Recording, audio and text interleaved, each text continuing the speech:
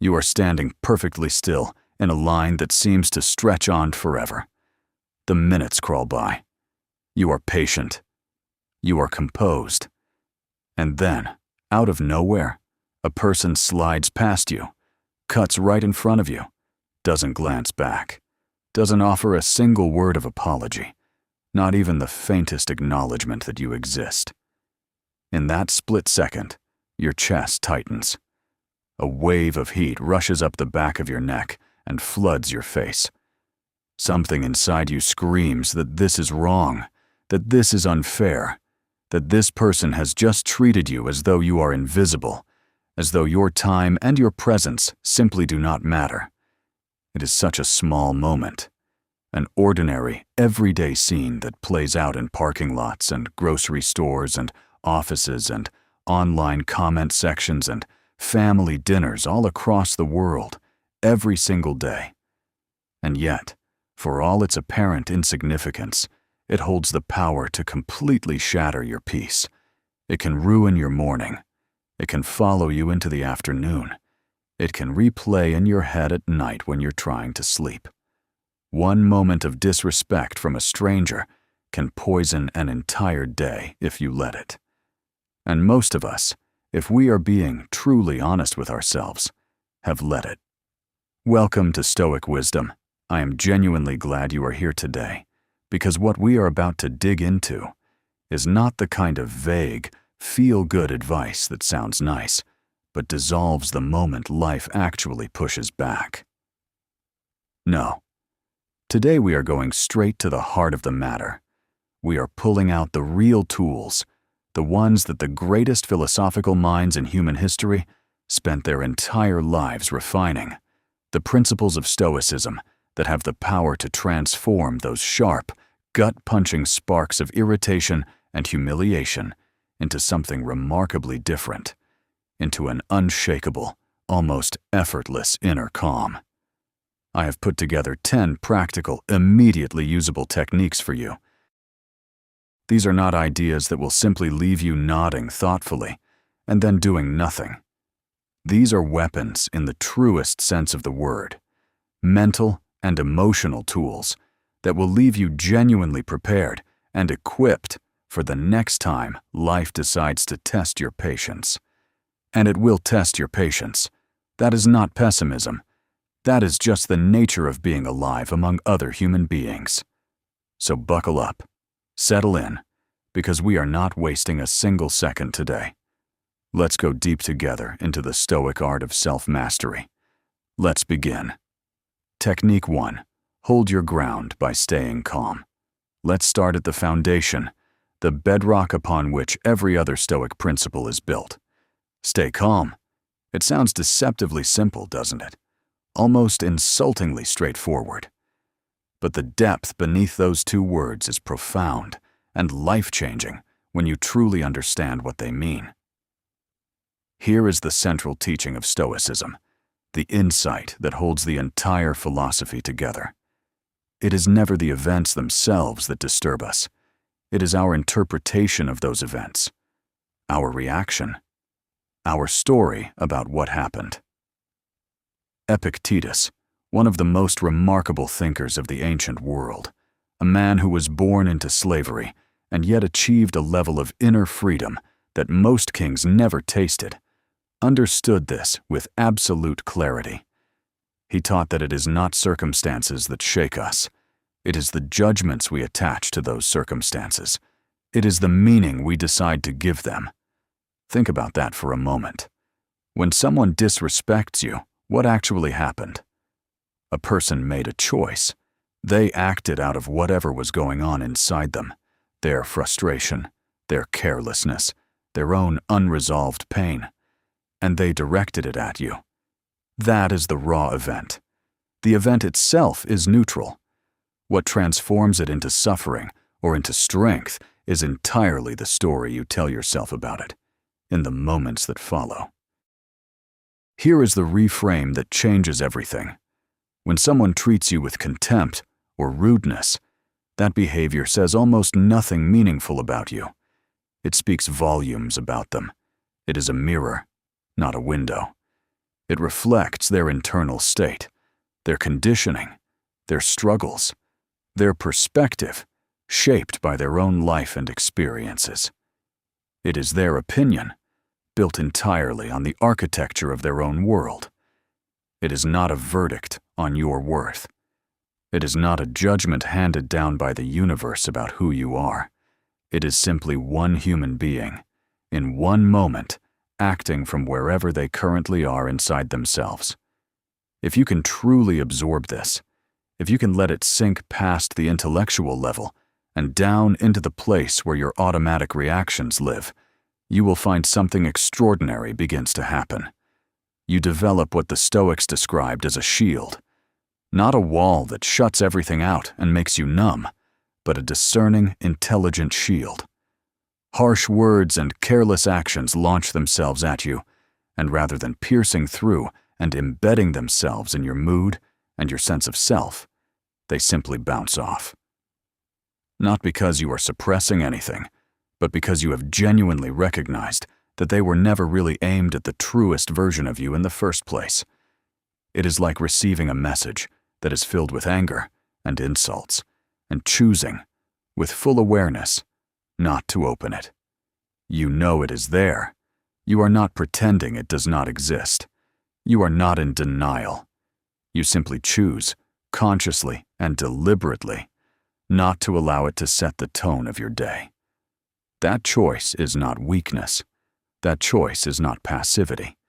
That is the most sophisticated form of strength available to a human being. Technique 2.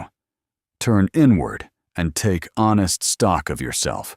Marcus Aurelius, Roman emperor, and one of the most profound Stoic thinkers who ever lived, spent decades ruling one of the most powerful empires in history, while simultaneously conducting a rigorous, honest, unflinching examination of his own inner life. His private journals, which we now know as the Meditations, were never intended for public eyes. They were the raw, unfiltered record of a man who genuinely believed that the quality of your outer life is determined almost entirely by the quality of your inner thoughts. He wrote plainly and powerfully, "If you want to improve your circumstances, you must first improve your thinking. Not your circumstances, not other people, your thinking. That is where the lever is. That is where the real power lives." So what does this mean in practice, specifically when you find yourself on the receiving end of disrespect? It means that before you react, before you fire off a response, before you let resentment begin building its slow, corrosive architecture inside your chest, you stop, you pause, and you ask yourself some genuinely honest questions. Is there any truth whatsoever in what this person said or did? Not comfortable truth, not convenient truth, actual truth. Did I contribute to this situation in any way? Is there something in this interaction that I can learn about myself, something I might want to look at more carefully? And perhaps most importantly, how can I respond right now in a way that is genuinely consistent with who I am and who I want to become? This kind of internal examination is not self-flagellation. It is not about blaming yourself for someone else's rudeness. It is about taking the moment seriously enough to extract every drop of value from it. The Stoics were not interested in just moving past difficult experiences. They were interested in mining them. Every uncomfortable moment, every slight, every act of disrespect is raw material. Raw material that, when processed with honesty and intelligence, becomes wisdom. This is the Stoic tool for ensuring that your responses come from your best self rather than your most reactive self. It is the practice of stepping outside the immediate emotional heat of the moment and observing it from a slightly elevated vantage point. You are no longer inside the fire. You are watching it, understanding it, learning from it. And that shift in perspective changes everything about how you engage. Technique 3. Create space before you respond. Seneca, one of the most eloquent and psychologically sophisticated of all the Stoic writers, understood something about anger that most people spend their entire lives failing to grasp. He saw that anger is not simply an unpleasant emotion that flares up occasionally.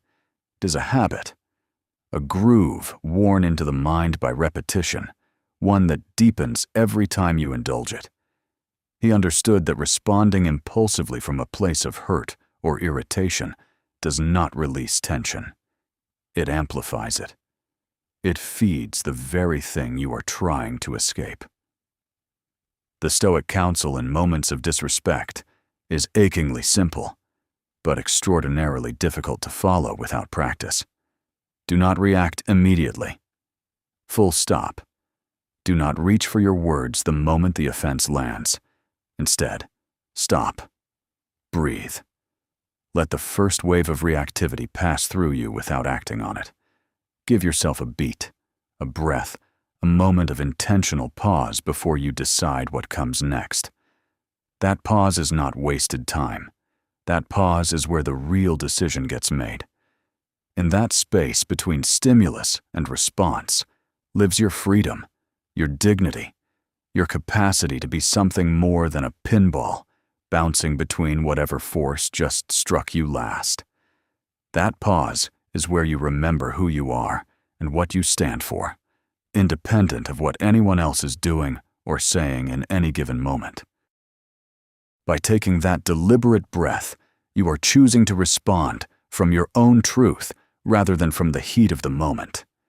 You are choosing a reply that reflects your actual character, your values, your mature intelligence, rather than simply mirroring back the energy someone else threw at you. You do not have to answer fire with fire. You are not obligated to match someone else's chaos with your own. And here is something worth sitting with. Choosing not to react immediately is not a loss of ground.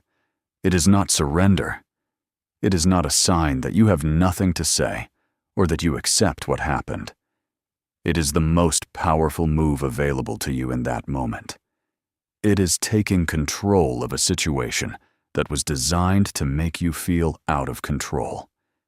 It is the Stoics' finest hour, that quiet, unhurried pause in which they choose their response rather than having their response chosen for them by reflex and emotion. The cumulative effect of practicing this, of building this pause into your automatic responses, is remarkable. Over time, you become someone who simply does not get rattled the way others do. Not because you feel less, but because you have developed the capacity to hold what you feel and decide what to do with it rather than being driven by it. That is the Stoic ideal, and it is available to anyone willing to practice it. Technique 4. Reach for empathy as your first response. Epictetus taught something that at first glance can seem almost counterintuitive, almost frustrating in its simplicity. The path to lasting happiness does not run through external circumstances.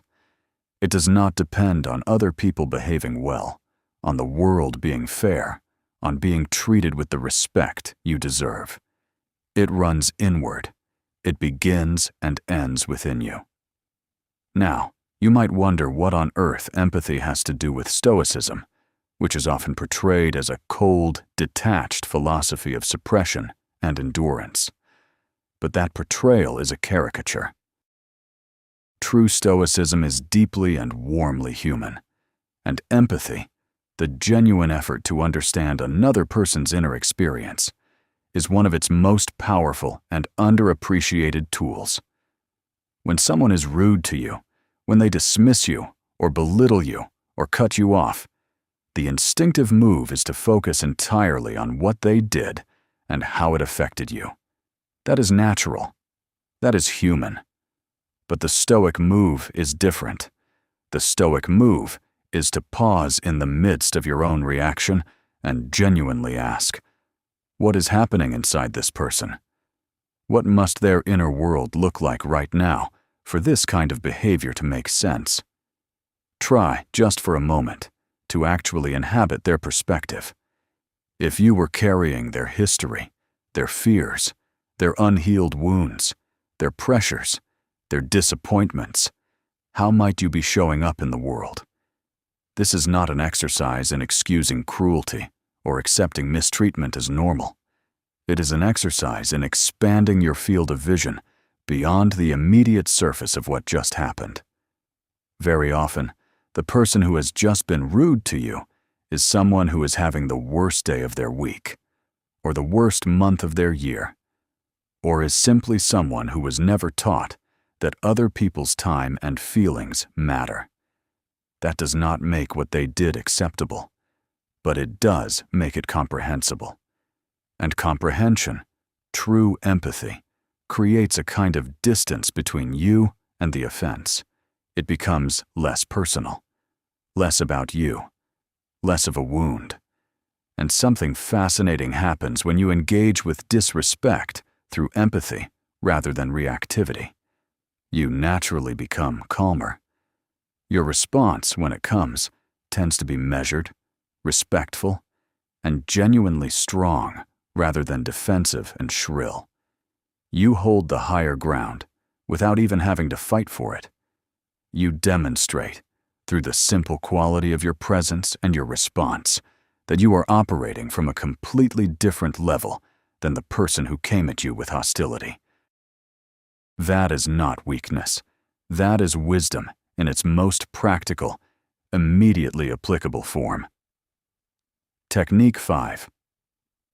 Let virtue be your compass and your anchor. At the very core of Stoic philosophy, beneath all the techniques, beneath all the practical guidance, beneath all the nuance and complexity, there is one fundamental commitment: the pursuit of virtue. Not wealth, not status, not the approval of others, not comfort or pleasure. Virtue, the cultivation of wisdom, courage, justice, and self-discipline as the true and lasting goods of a human life. Seneca articulated this with the precision of someone who had thought about nothing else for decades. Virtue is reason, fully realized and embodied. It is a harmony between who you are inside and how you move through the world. It is not an abstract ideal hovering somewhere above the messy reality of daily life. It is the messy reality of daily life, navigated with integrity. The Stoics were unanimous on this. Virtue is the only true good. Everything else, including how other people treat you, including what they say about you, including whether they respect you or dismiss you, belongs to the category of things that are outside your control and therefore, ultimately, outside your core concern. What is always within your control is who you choose to be in response to whatever happens. So when someone disrespects you, here is the Stoic question that cuts through all the noise. What does virtue call for here? What would wisdom look like in this moment? What response would be consistent with the best version of who you are and who you are working to become? That question is your compass. That question is your anchor. It does not ask you to pretend the offense did not happen. It does not ask you to be a pushover. It asks you to be something far more difficult and far more powerful. To be genuinely yourself, your best self, even in the face of someone else's worst behavior. To stay on your path even when someone is doing their level best to knock you off it. Think of it this way. You are walking a road that matters to you, a road with meaning and direction. A storm comes. Wind, rain, resistance. The storm does not change your road. The storm does not change your destination. You walk through it, steady and focused, not because you feel nothing, but because you know where you are going, and you refuse to let weather decide otherwise. That steadiness, that refusal to be diverted from your own integrity by someone else's chaos, is what the Stoics meant when they talked about virtue in action. It is not a concept, it is a practice, and it is available to you, right now, in the next difficult moment you encounter. Technique 6. Recognize that their battles are not your burden. When someone lashes out at you, when they cut you off in traffic, snap at you in a meeting, dismiss your contribution in a conversation, or undermine you in front of others, the reflex is to take it personally. It feels personal. It lands personally. The face is pointed at you, after all. The words are directed at you. But the Stoics would gently and firmly redirect your attention to something important. This behavior almost certainly has very little to do with you. It has almost everything to do with the person delivering it. Human beings in a healthy, grounded, genuinely secure state of mind do not typically go around treating others with contempt. When someone is harsh without provocation, when they are dismissive or cruel or reckless with another person's feelings, they are almost always broadcasting the state of their own inner world. They are projecting. They are offloading. They are, whether they know it or not, giving you a window into whatever is weighing on them in a way they have not yet learned to process constructively. None of that justifies the behavior.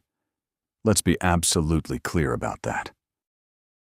You are not being asked to excuse it, or normalize it, or silently absorb it with a smile. But understanding it contextualizes it. And contextualization is the first step toward maintaining your own equilibrium in the face of it. Take a deep breath. Slow everything down. Remind yourself, this person is likely fighting their own battles. Those battles may be invisible to you. They may be old and deep, and nothing you could possibly have prepared for. Their behavior is the overflow of something inside them that has nothing fundamentally to do with your value or your actions or your worth. Maintaining your calm in the face of that kind of provocation is not weakness. It is the most complete form of control available to you. You are not being passive. You are being precise. You are choosing your response rather than having it chosen by someone else's unresolved pain. You respond with measure, with dignity, with the quiet confidence of someone who knows who they are and does not need external validation to maintain that knowledge. And in doing so, you cut the escalation off at its source. You are showing your strength not by attacking, but by refusing to let the situation pull you down to a level you have no interest in occupying. Technique 7. Deploy humor as a precision instrument. Socrates knew himself, and part of knowing himself meant understanding what was and wasn't worth taking seriously. The Stoics inherited this sensibility and refined it. One of the most elegant and often overlooked tools in the Stoic toolkit is the careful, intelligent use of humor. Hear me clearly on this, because it is a nuance worth getting right. I am not talking about deflection. I am not talking about using laughter as a shield against genuine self-examination. I am talking about something more sophisticated than that. The recognition that not every provocation deserves the full weight of your serious, earnest engagement. Some situations are better handled with a lightness of touch that disarms the tension and signals, without aggression, that you are not going to be rattled. A well-placed wit, a slightly ironic smile, a remark that gently highlights the absurdity of a situation without escalating it. These are not signs that you are not taking yourself seriously. These are signs that you are so secure in yourself that you do not need to armor up and go to battle over every slight. You can afford to be light. You can afford to dance with it rather than wrestle with it. The key, and this is important, is that the humor must be genuine and carefully calibrated. It is not sarcasm weaponized as passive aggression. It is not mockery dressed up as wit. It is real lightness, the kind that comes from a place of inner security and genuine amusement at the endless human comedy of people taking themselves too seriously, including, sometimes, yourself. When you respond to disrespect with composed, good-natured humor, something remarkable tends to happen. The aggression loses its fuel. The tension drains out of the room. You have not surrendered the floor. You have not let the disrespect slide without acknowledgement. You have transformed it into something neither threatening nor toxic. You have demonstrated, with remarkable economy, that you are operating from a different frequency entirely, that you cannot be pulled off balance by the kind of provocation that derails most people. Humor is not a retreat from emotional intelligence. Used well, it is emotional intelligence. It is choosing consciously not to let someone else's negative energy define the temperature of your environment. And in doing so, you give them, and yourself, a graceful way forward. Technique 8. Establish your boundaries with quiet authority. The Stoic warrior does not endure all things in silence. That is a misconception worth dismantling clearly and firmly. Stoicism is not a philosophy of passive absorption, of swallowing every indignity with a serene smile and never pushing back.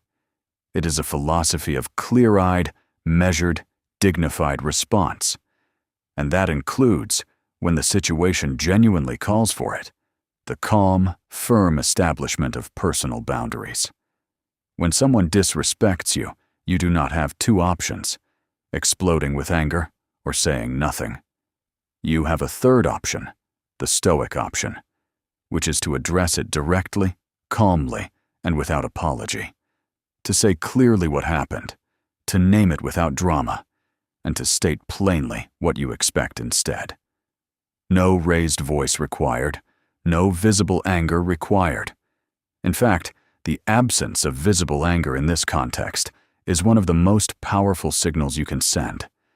It communicates that you are dealing from a position of inner solidity rather than reactive hurt. You are not threatening.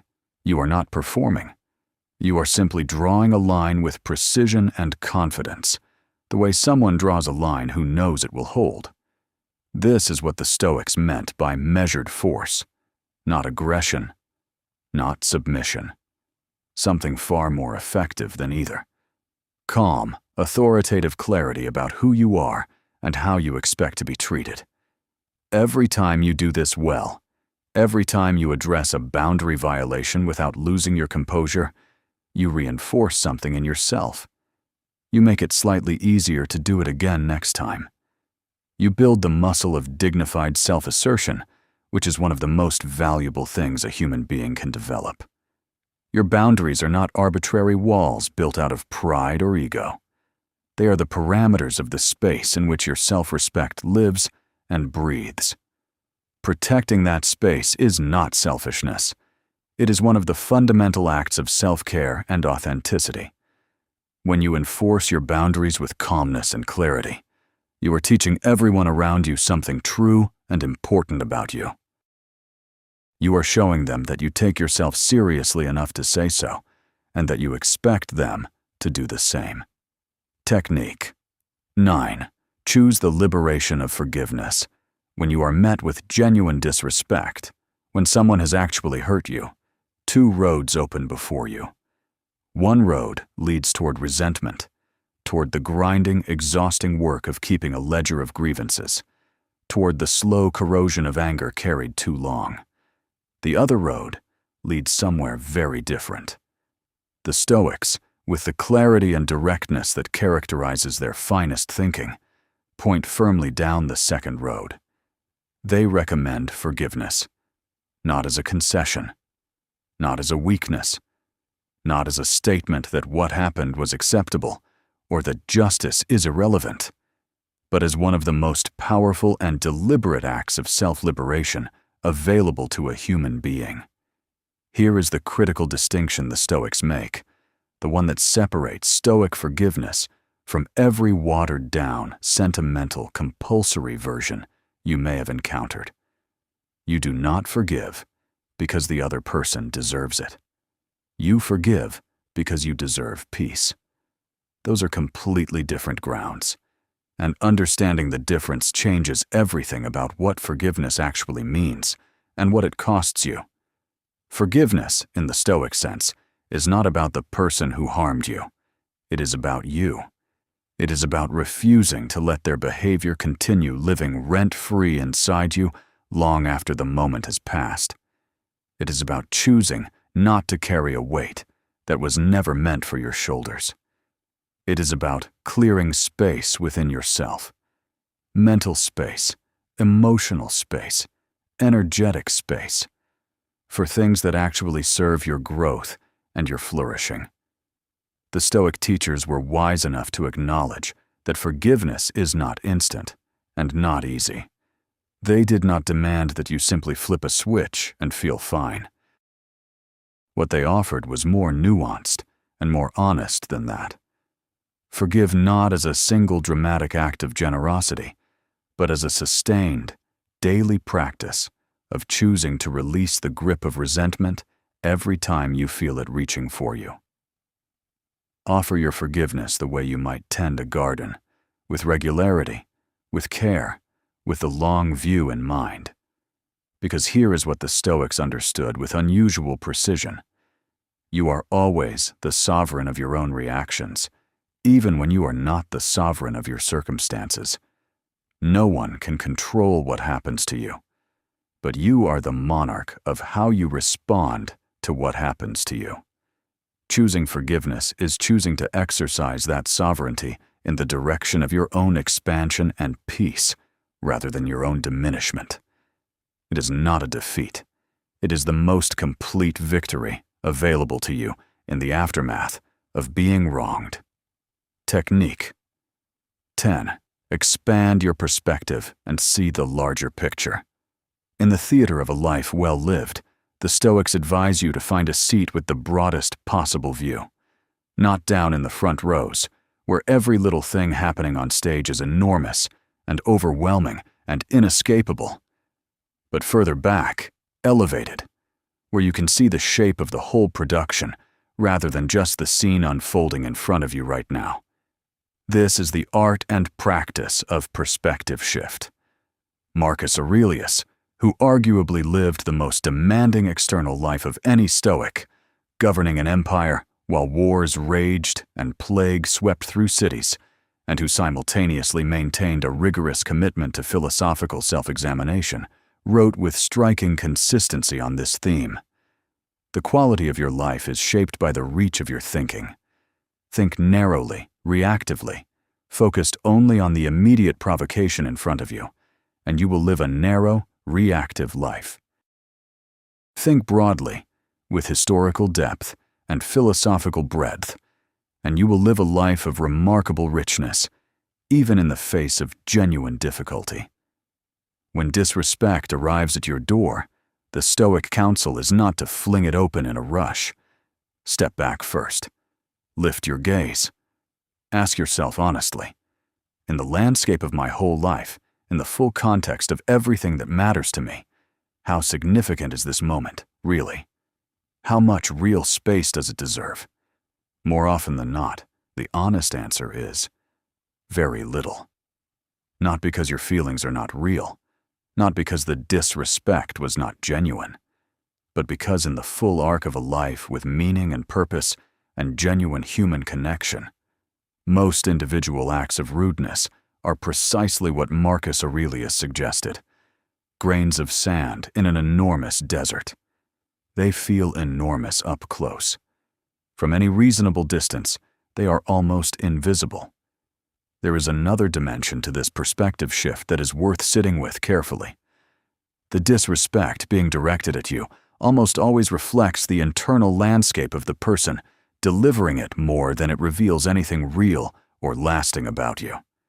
When someone is contemptuous, they are usually projecting. They are externalizing something unresolved within themselves, and you happen to be in the vicinity.